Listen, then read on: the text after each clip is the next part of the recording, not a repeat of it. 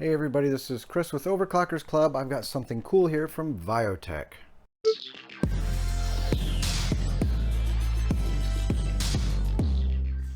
So this is the new gaming monitor from Viotek. This is the GNV32DBE. So as you can probably figure out, it's a 32-inch monitor, or more precisely, a 31.5-inch monitor.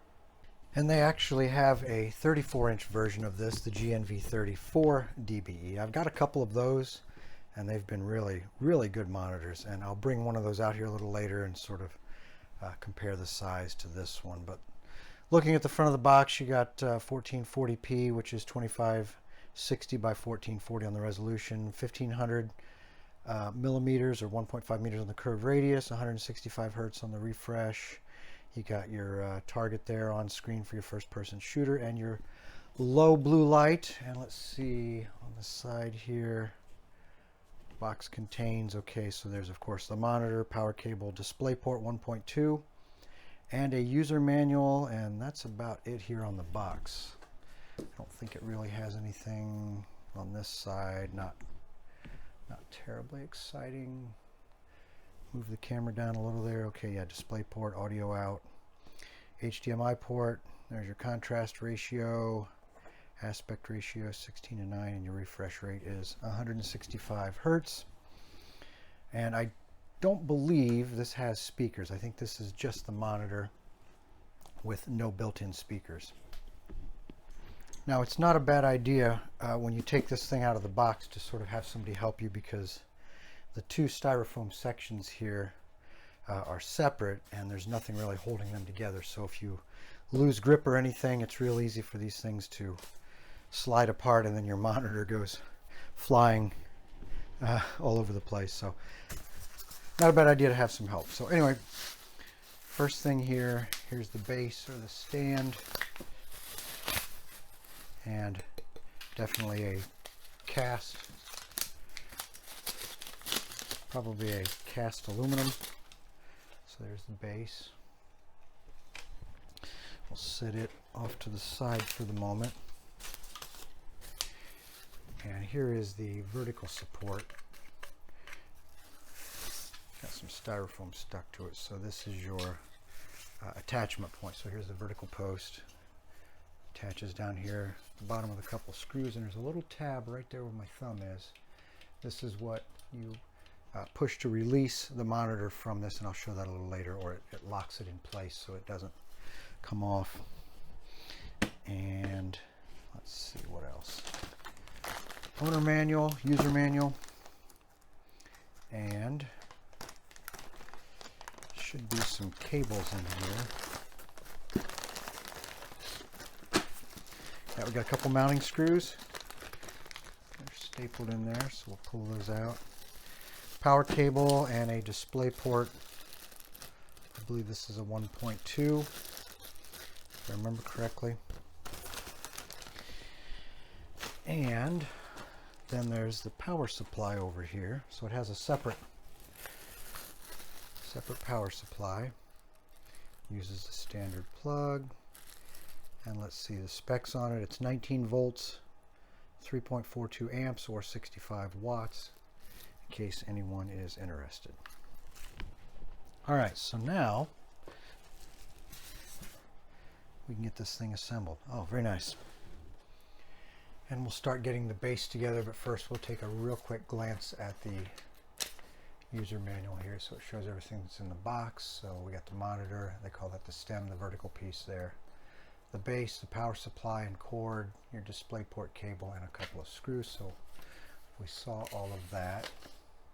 So here's some information here. Okay, so it looks like the controls, the button to do the monitor controls is on the back. It looks like it's a rocker button, so you sort of put your thumb on it and move it all around, or I guess you don't really rotate it, but you move it around.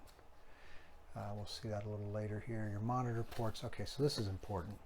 So it looks like we've got two display ports on the bottom. One is an audio output, so you can, let's see, output of audio signals. There's an HDMI, and 4 is a USB port, only for firmware for updating USB portable devices. That's interesting. And then number 5, that's your power port. Okay. So this shows the steps. So it looks like you put the stem on first and then attach the base. And this shows you can actually mount this on a wall too if you have a special mount that is not included. It is a Visa mount. Uses M4 screws. I know this is not terribly exciting, but okay, indicator lights down there on the bottom right.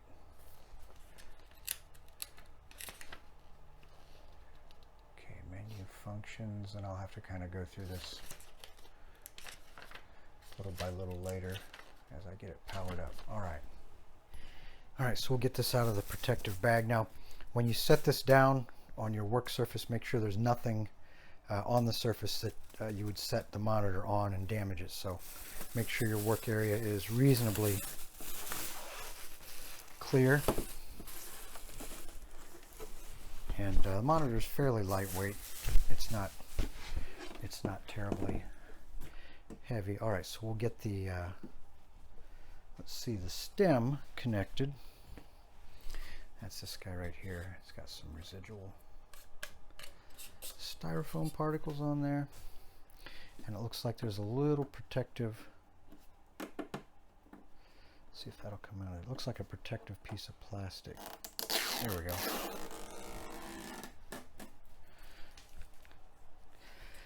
And then, like I said, this has this little lock there, so we usually you sort of start at the top. Yeah, so you push up a little there after you get all these little tabs in these notches, the 3 notches there. And then once you push up, the tab there, it's a little hard to see, the tab there with your thumb locks it in. So you can take it off by pushing the tab or engage it. So now I can get the base connected. And actually, before I get the base on there, we'll take a look at the monitor in a little more detail here. So we've got, here's your little control button. So it looks like you can push it, and it also rotates around, kind of like a joystick. And this is the back of the monitor. And then looking at the I/O panel here, so there's your power connection, USB port, it says for service, so that looks like something you wouldn't really use normally. One HDMI port, DisplayPort 1, DisplayPort 2, and an audio out or a headphone jack. And it does have, at the bottom here, they look like speaker ports, but I believe they're just simply vents to allow cool air in from the bottom, and then it's exhausted. This is open here for a vent, and the top looks like it has a very narrow channel there for venting also to let heat out. And connecting the base is fairly simple. You can see on the casting there, there's the center section there with the 2 holes. It sort of has a little bit of a protrusion. Well, that shape mates to this shape, I guess the opposing shape there. But it's kind of, if I can get it lined up, kind of goes in there at a funky angle. There we go. And when it's aligned properly, it looks a little strange there too. But we'll see when we get the screws in and get this placed on the table properly, it'll all make sense. And we'll get the screws in there and get them snugged.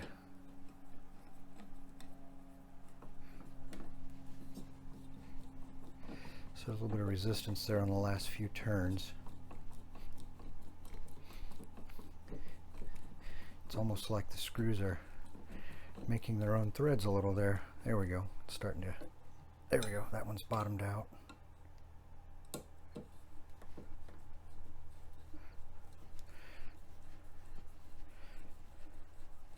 This one's going in a little more easily. All right, so that one is also bottomed out. All right, now we'll get the monitor set up. And you can sort of see the base there. It makes a little more sense. Those strange angles aren't so strange. And this monitor, it tilts forward and back like that, but it does not rotate. I mean, you can rotate the entire monitor, but the panel itself doesn't swivel. I guess swivel's a better word. And it does not raise or lower. It is in a fixed position. So height-wise, if you're putting this like in a bookcase and you need to know where the height is from the bottom, if you're going to use the stand, from the ground it is about 21 inches. Let's see, if you tilt it all the way back, that's probably the maximum. A little over 21, maybe 21 and a quarter. And then the clearance here at the bottom is roughly about 4 and a quarter, maybe 4 and a half. Overall width is 28. And actually, let me flip the thing around so we can look at the back in a little more detail. All right, so here's the back of the monitor. This is usually the side that you really don't see that often. And some of them have some fancy graphics or LEDs that light up, and I don't see that on this one, but I don't have it plugged in just yet. Sometimes it's obvious.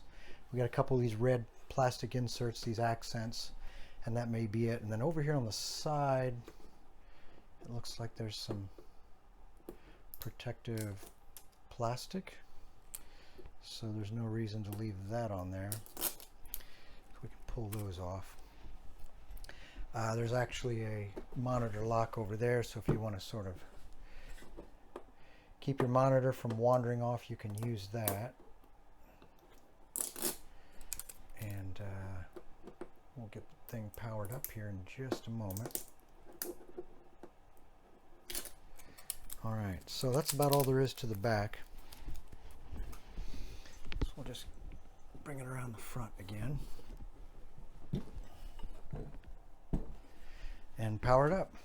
And the monitor is powered up, and like I figured, there's nothing going on back here with any fancy LED effects, just the two red accents here. Now this monitor here, which is also from Viotek, this is the GNV32DBE, this one does have a red ring of LEDs. You can sort of see the lighting effects there. It's a little more impressive when the room lights are not on. But anyway, it's all fired up, and the graphics card that I'm using is this one here, the GeForce RTX from NVIDIA, and this one is, it's kind of upside down there, there we go, the RTX 3070 Ti, and I made sure I updated all of my video drivers there from NVIDIA. Now when the computer's asleep and the monitor is on, you can see that little red flashing LED there. Here's what it looks like from underneath. And then as soon as we wake the computer up, you should see it change. If I can hold the camera steady, there we go, it changes to blue, a solid blue, just sort of peeks out from the bottom there. Now if you want to just turn the monitor off and on, this is the back of the monitor, this is your little controller for your on-screen display stuff. But what you do is you push this and hold it, and the monitor goes off. And when you want to turn it on, you just push that same button and hold it, and then the monitor comes on, and there's your Viotek splash screen. So the little light here I was pointing out earlier, some monitors this doubles as a power switch, but this is not a power switch, it's simply an indicator light. And as promised, here is the GNV34DBE, and these are both like the same monitor. This is just the 32-inch version of it. There are a lot of similarities, but since this is the latest release here, there are some differences, obviously 32 versus 34, but if you're looking at width overall, this one is just under 32, whereas the GNV32DBE is right at about 28. And then the height, keep in mind, neither one of these are height adjustable. They tilt, but that's it, they don't swivel. So the overall height here, again, we're looking at about 18 inches, whereas the 32, and I already gave this dimension earlier, is around 21 inches. So those are some of the dimensional differences between the two. And now let's take a quick look at the specifications. So this little graphic here sort of shows the features, and over on the right hand side it shows the technical specs for this monitor. So starting off on the left hand side there, it's 165 Hertz refresh rate, which is Really nice. That should handle most of your gaming needs or most of the demands you find in most of the games that are out today. You got 2560 by 1440 on the resolution, which is nice. You're going to get a really nice, tight, clear picture. The next thing you've got here, it talks about 120% sRGB. So what does that really mean? Well, you have a standardized color range so that the content creator, the video creator, the image creator, the red or the blue that he picks will be accurately represented on the monitor. And you might say, well, what's 120%? Well, there are several different color ranges or gamuts that are out there. No surprise, Adobe has one, HP, Hewlett-Packard has one, but it's really just a range of colors. And if you look at some of the charts, you can see where they overlap. 120% means it basically goes beyond the sRGB color gamut. So your colors can go a little bit beyond what the standardized palette has. And the only bad side to that is you got to be a little careful, because if you go too far out, your colors start to look, they look oversaturated. That's the word I was looking for. So a red will look like neon, or sort of like it's trying to glow. All of your colors will just look too extreme, if that makes sense. So for more information on this, just Google sRGB and you can find all kinds of articles about what it is and how it relates to the color gamuts out there. And for most people, this is information that probably doesn't mean a whole lot to them, but this is from Tom's Hardware here, this particular article. But here's the graphic, or the chart that shows your different color gamuts. So sRGB here is at the bottom, and it is the smallest subset, and you can see how much these others overlap and go much further. But these are your different color gamuts over here. But anyway, like I said, just Google it and you can learn all kinds of information about it. And this little graphic here just shows that there are, and there's actually more than this, but these are the three main styles of mainstream monitors out there now. And over the years, all three of these have improved. So the monitors you find out there today in any one of these three flavors, they're better than they were a few years ago. So they keep making improvements to these. And the gap between these three is slowly starting to narrow in some of these categories. But you can see there are three. There's the blue category there, which is the twisted pneumatic, the green in the center, which is vertical alignment, which is what this monitor is. And then there's the far right there, the IPS or in-plane switching. And you can sort of see this is just a real generalization of why one is better than the other, or what the advantages and disadvantages are. There are plenty of articles and videos out there that go into a lot of detail, far more than this little graphic, but this just gives you a general idea. And again, this is a vertical alignment, and it's in the green center column. And after you get your monitor set up, it's a good idea to come in here and take a look at the settings in your graphics card. So this is the NVIDIA control panel here.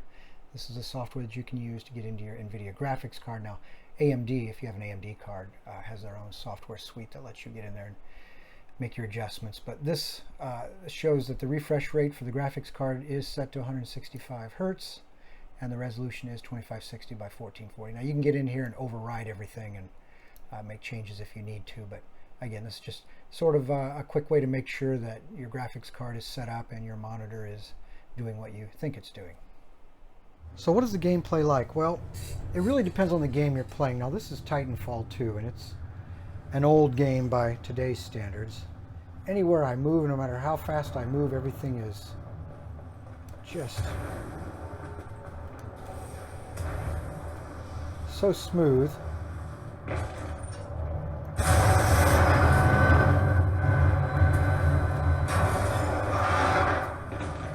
That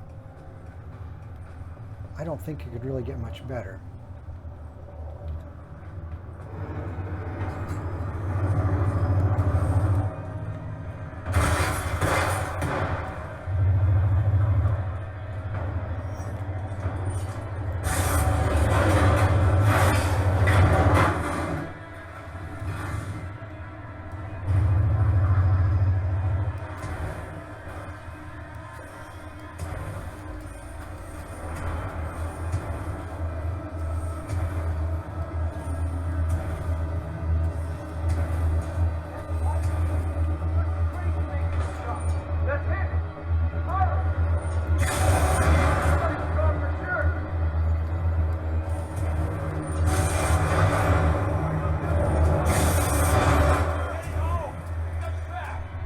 That was impressive, pilot. They're waiting for you back in the control room.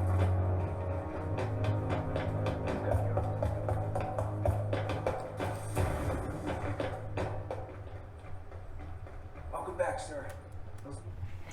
And I'll show you the crosshair here. I know I said earlier that I didn't like it, but actually I played with it for a little bit here, and it's not so bad. I'm going to go ahead and go with the red plus there. So there's a little red plus right in the middle. There you can see it a little better with the contrast, set a little differently, but it's actually not too bad. Glad you made it back, Cooper. Just in time, too. The system's rewired. I think I could actually get used to it. The power chamber relays are offline. The arc tool should be able to jump them. Cooper, let's hope that arc tool was worth all the trouble. Okay. Caution. High radiation levels detected ahead. Your suit will only protect you for a limited time inside the chamber. Okay, so one thing I noticed is up here at the upper right, of course, that's the FPS. It says FPS counter. I assumed that was frames per second, but it never changes. Now, if I go into my NVIDIA control panel, The uplink targeting module is offline. and if I change the refresh rate, this number will change to that refresh rate, but it never varies. So over here in the upper left-hand corner, I went ahead and turned on the frames per second counter in Origin, and here it varies depending upon what's going on. And again, this is a very powerful graphics card that I'm using, and this is a very old game that is not very labor intensive as far as powering the monitor, so the frame rate is extremely high. But you can see that it does vary. It's a little hard to see, but it does vary. Let me show you here when I go into this. So it's set to 165 hertz right now. And if I change it to 144, and the screen will go dark here for a moment, but you'll see over here it will change to 144. And if I go back into the game, of course my frame rate will be limited to the max. Well, no, actually, it's jumping up past 144 a little. I didn't realize how small that text is up there, but you can see the frame rate changes, and I'm back at 165 here, but you can see that it changes based on what's going on. So anyway, the performance is fine regardless of what I have it set to. Alright, so I did confirm that this is fixed. This number doesn't change unless you change the refresh rate. So it is not an actual frame per second counter. I have that enabled over here through Origin. Other games you can enable different ways to show your frames per second with an on-screen display, but this is simply a refresh rate indicator, and you can turn that off if you like through the on-screen display. So something to really keep in mind here, if you got a few bucks and you're looking for a gaming monitor, of course you want the most bang for your buck. And so far, Viotek, from everything I've seen in my experience with them, they do offer the most bang for the buck. But it's really a combination. You've got to match your graphics card along with your monitor. You need to look at the games that you have currently and games you might want to purchase in the future, and make sure you're getting a graphics card that can handle it and a monitor that can handle the output from the graphics card. So overall, I'm really impressed with the monitor. The image quality, resolution, color reproduction, I really like it. It's a great gaming monitor. It's good for a daily driver. A lot of people are working from home now. This would be a really nice monitor for that type of an application. It's $269.99 right now, and I think that's a good value, a good bang for the buck there. So I would give this the Overclockers Club Editor's Choice Award. So this is Chris with Overclockers Club. Thanks for watching, and don't forget to subscribe.